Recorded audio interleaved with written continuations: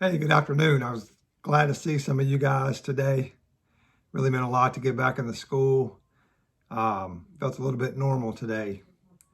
I'm going to start this video with TKES Standard 7. The teacher consistently provides a well-managed, safe, and orderly environment that is conducive to learning and encourages respect for all. So, what does that mean? Well, it really means, do you have good classroom management? And personally, I really don't even like the word, that term, classroom management. I prefer classroom leadership, or at least that's the way I like to think about it. Are you the leader in the classroom? And sometimes it's kind of hard to tell, but if you're not the leader in the classroom, there's one in there. So I'm going to talk about some of the ways that we can figure classroom leadership out. I've been enjoying doing these videos. I have been enjoying doing these videos, and I think it's a good way to understand the expectations without having to go to a lot of faculty meetings, without having to go to a lot of PL sessions. If we use our time wisely, I can kind of flip this classroom and we can cover a lot of material like this. So with that being said, we'll probably do PBIS lessons. We'll probably do Capturing Kids' Hearts lessons. We'll do some mindset training. We'll do all of these things, and all of those deal with this standard number 7. So we'll have all of that. PBIS and Capturing Kids' Hearts are still going to be big programs for us when we go back to school. And next year, I'm already looking for Capturing Kids' Hearts videos and seeing if we can get some of that PL done while we're out of school. So what do I look for when I go into a classroom, when I'm dealing with the positive learning environment? First thing I look for is if the room is arranged in a way that's conducive to learning. I look to see if the students can move about the room.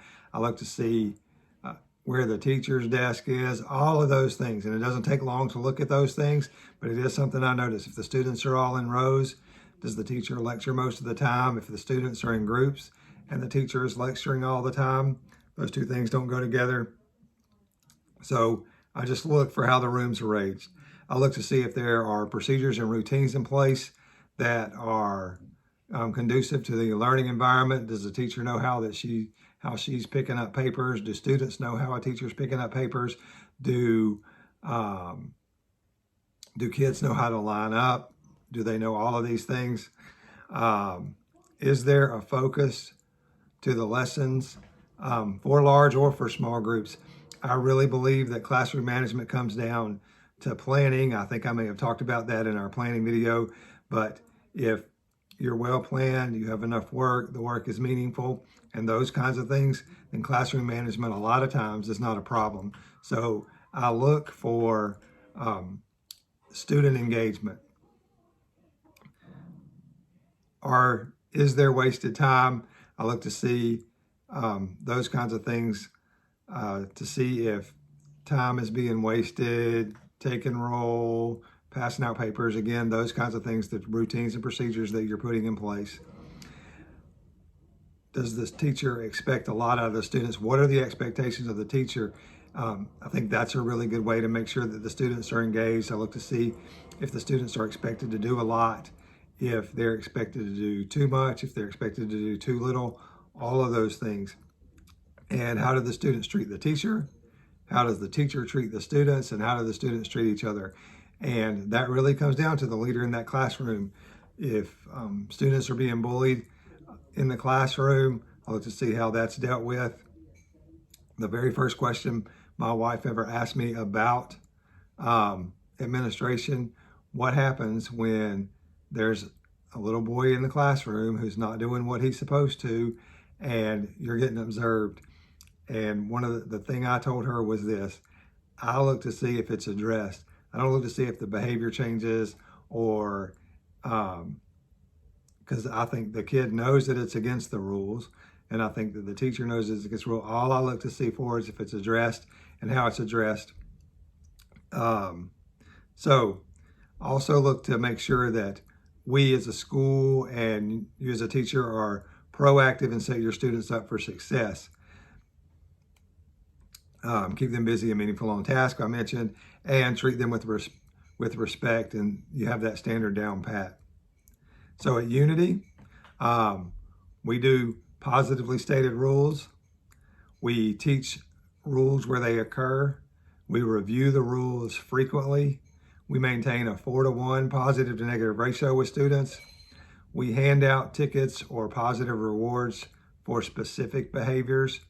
And we are using the school rewards like the meter stick, like the dance party, like the Bulldog Bucks, the school store, and the PBIS parties. All of those things are there for teachers to use at their discretion for to get these things under control. Probably the last thing that we need to discuss when we're dealing with this is, are we meeting the student's psychological needs? This is tough too, because we do not always know what the psychological needs are. But when we build relationships with students, we start to understand, and we start to understand their past, we can really change their future. So I think it's very important that we look at the psychological needs. So with that, I'm going to finish with this quote. Beneath every behavior, there's a feeling. And beneath each feeling is a need. And when we meet the need, rather than focus on the behavior, we begin to deal with the cause and not the symptom. And that's what we want to deal with. We want to deal with these students and their causes, and we want to try to figure out what's best for them. We want to make sure that we're on the right track. And when you have 20 students, it's hard to make sure that all 20 needs are met, but that's really our goal. Thanks, and have a great day.